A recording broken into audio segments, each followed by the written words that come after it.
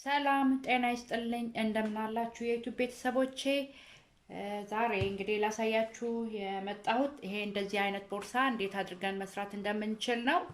እንደዚህ ቦርሳዎችን ቀለል ያለ አንዳንድ ነገሮች መያዣ የምትሆን ቦርሳ በቀላሉ እንዴት አድርገን እንደምንሰራ ላሳያችሁ ነው።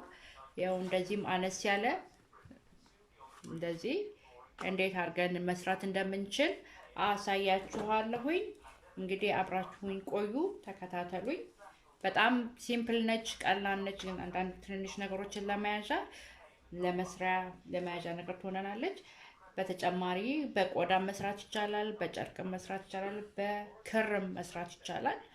ይሄንን እንግዲህ በጨርቅ ሰርቻ አሳያችኋለሁኝ። ትወዱታላችሁ በእርግጠኛነት። በጣም ቀላል ነች። እንግዲህ ወደ ስራው እንሄድ፣ ተከታተሉኝ።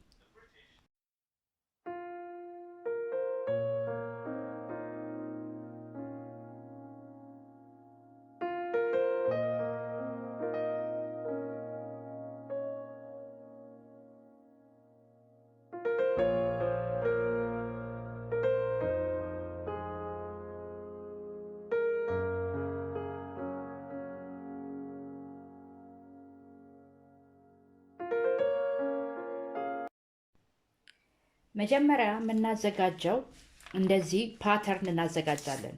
ይህ ፓተርን 35 ሴንቲሜትር ጎኑ፣ ቁመቱ 25 ሴንቲሜትር ነው። ከዛ ይሄ ዋናው መደበኛው ነው። ይሄንን ዲዛይኑን ለማውጣት አንድ አይነት ሆኖ ይሄንን ግን እንደዚህ ቆርጧለሁ። ግማሹን ፓርት እንደዚህ ቆርጬ ለጌጥ ከላይኛው ላለው ሌላ አይነት ከለር ወይም ደግሞ ከታችኛው ላለው ሌላ አይነት ከለር ለማድረግ እንደዚህ ቆረጥና ለሁለት እንትን ይደረጋል። ነገር ግን አንድ አይነት መስራት ከፈለጋችሁ በአንድ ከለር ይሄንኑ ራሱኑ አንዱን እንዳለ ከታች ጥፋት መታጠፍ አለበት።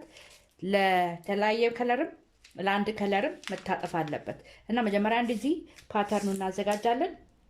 ከዛ ይሄንን እንዲቆርጠን በፓተርኑ እናስተካክላለን ማለት ነው። ፓተርኑን ለመቁረጥ ይሄኛው ከታች ነው። ቢጫውን ከለር የማደርገው ከታች ነው። ባለ አበባውን ደግሞ የማደርገው ከላይ ነው። ስለዚህ ከላይ እጀታው ማለት ይሄ እንደዚህ ነው። በምንቆርጥ ሰዓት በግልባጩ አድርገን ማስመር ይኖርብናል። ምክንያቱም በትክክለኛ ለመስፋት እንዲመቸን አስምረን ነው መስራት ያለብን እና እንደዚህ አድርገን እንቆርጥና ከዛ ይሄን እንደዚህ አስተካክለን እንቆርጥና ሁለቱን ማገናኘት ነው ማለት ነው። ስለዚህ ለገበሩ ግን ገበሩን በመናረግ ጊዜ ገበሩን ከላይ ብቻ አንድ አይነት ስለሚታይ አንድ አይነት ከለር እንዲሆን በቢጫው አደርገዋለሁ። ታችኛውን ደግሞ በነጩ አደርገዋለሁ። በኖርማል ነጭ ገበር አደርግበታለሁ። ነገር ግን እናንተ አንድ አይነት ይሁን ብላችሁ ካላችሁ ጠቅላላውን በአንድ ከለር ማድረግ ይቻላል፣ በዚሁ ዲዛይን ማለት ነው። ይሄው እንደዚህ ቆርጬዋለሁኝ። አሁን ይሄ የታችኛው ነው፣ የታችኛው ክፍል ነው። እንደዚህ መስመር ማድረግ የሚጠቅመን እንዲህ ማስመር ማድረግ የሚጠቅመን በልኩ ለመስፋት እንዲሆነን ነው፣ በልኩ ለመስፋት እንዲመቸን ነው። ይሄኛው ደግሞ የላይኛው ነው፣ በላይ ከለር ያለው ነው። የላይኛውን ከለር እንደዚህ አድርገን እዚች ጋር ቆርጠን ለመስፋት እንዲመቸን እንትን እናደርገዋለን፣ እጀታው ማለት ነው። እንደዚህ አድርገን በትክክል አስምረን 1 ሴንቲሜትር ለመስፊያ እንተውና እንቆርጠዋለን ማለት ነው። ይሄ ገበሩ ነው። ገበሩን እንዲያጥፌ ነው የቆረጥኩት። እንደዚህ አጥፌ አንደኛው ፓርት ይሄኛው ከላይ ያለውን ደግሞ እሱንም እንዲሁ በዚህ ጥፋት ልክ በላይኛው ልክ እንደዚህ ቆርጬዋለሁ ማለት ነው።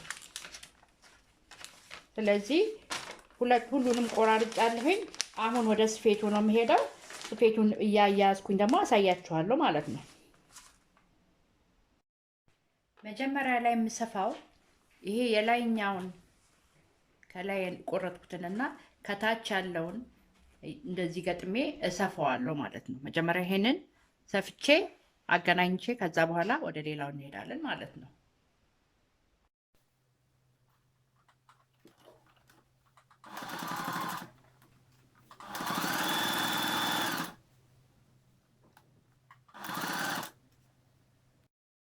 አሁን እዚህ ጋር ይሄ ታቹ ነው።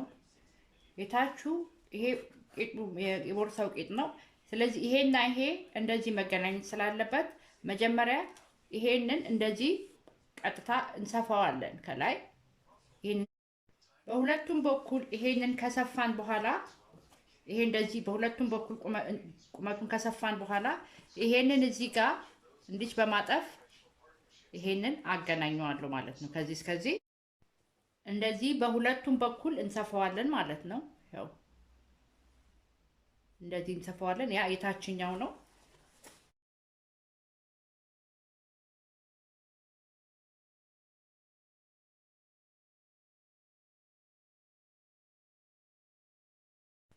ይሄ ገበሩ ነው።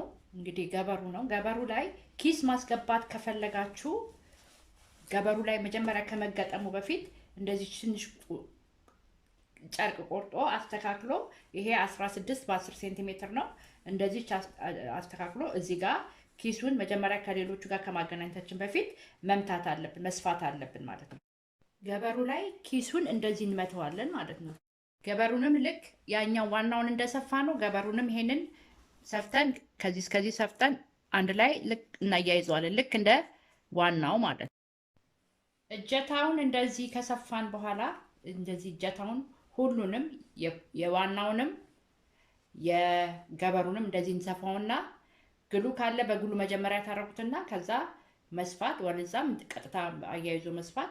ከዛ በኋላ ዋናውን እንደዚሁ በዋናው በኩል ከገበሩ ጋር እንከተዋለን። ገበሩን ግን በግልባጩ አድርገን እናገናኘዋለን። እንደዚህ አገናኝተን ሙሉን ዙሪያውን እንደዚህ መስፋት፣ ዙሪያውን መስፋት። ነገር ግን በአንዱ በኩል ብቻ ክፍተት መተው አለብን። ለመገልበጫ እንዲመቸን በአንዷ በኩል ክፍተት እንተውና ዙሪያውን እንሰፋዋለን ማለት ነው።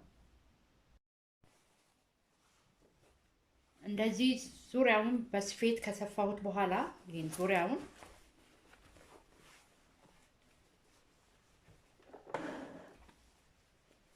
እዚህ ጋር ብቻ ክፍተት አስቀርቻለሁ። ያ ክፍተት ያስቀረሁት መገልበጫ እንዲሆነኝ ብዬ ነው ማለት ነው። እንደዚህ አድርጌ ለመገልበጥ እንዲመቸኝ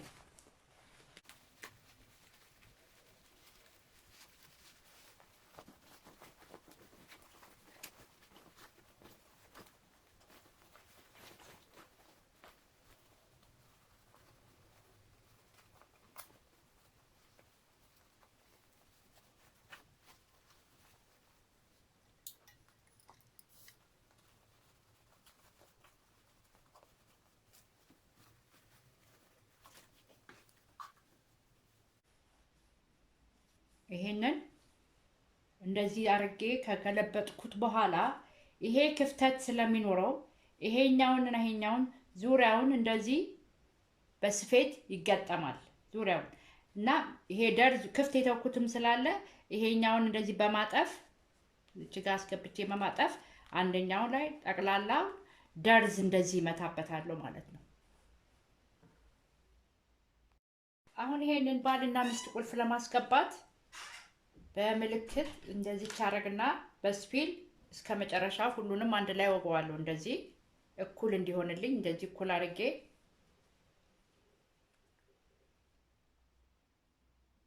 እንደዚህ እኩል አድርጌ መሃል ላይ እንደዚህ መተዋለሁ ማስገባዋለሁ። ከዛ እዚች ጋር ምልክት አደርጋለሁ። በውስጥ በኩልም ምልክት አደርጋለሁ።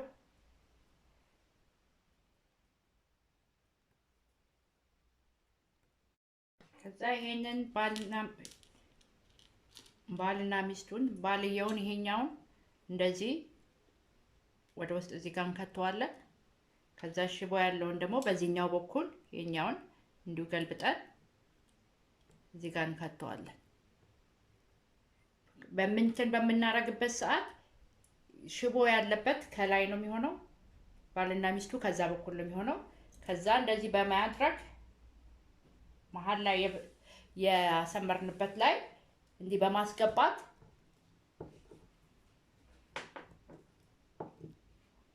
እንደዚህ እናያይዘዋለን ማለት ነው። ይሄው እንደምታዩት ይሄ ገብቷል። በዚህኛው በኩል ደግሞ እንደዚሁ ይሄንን ታያችኋል። ይሄ ደርብ ጎበጥ ያለ ነገሩ እሱ ከውጭ ነው የሚሆነው። ይሄኛው ግን ጎርጎድ ያለ ነገር ያለው ከውስጥ ነው የሚሆነው። ስለዚህ ለማገናኘት ስለሆነ ከውስጥ ይሄ የምናረገውን ወደ ውጭ በኩል አድርገን እዚህ ጋር እናረጋዋለን። እሾክ ያለበትን በሾኩ በኩል አሁንም እንደ ቅድም እንዳረግነው እንደዚህ እናረጋዋለን። ስለዚህ እሾክ ያለበት ከላይ ነው የሚሆነው በዚህ በኩል ከጨርቁ ላይ፣ ያኛው ከውስጥ ነው የሚሆነው እና ልክ የምልክት ያረግንበት ላይ እሱ ጋር ሄደን እናገናኘዋለን ማለት ነው። ይሄንን ይመስላል የሰራነው። እንግዲህ ቆንጆ ነው፣ የምትወዱት ይመስለኛል። ብዙ ዕቃ መያዝ ትችላለች። አሁን እቺ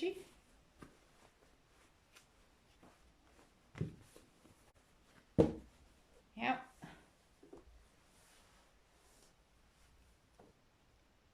አስተያየታችሁን ጠብቃለሁ። እናንተም ትሞክሩታላችሁ ብዬ ተስፋ አደርጋለሁ። ኢትዮጵያ ሀገራችንን እግዚአብሔር አምላክ ይባርካት፣ ፍቅርና ሰላምን ይስጠን። መልካም ጊዜ ይሁንላችሁ። አስተያየታችሁን ጠብቃለሁ። ሰላም ሁኑ። ቻው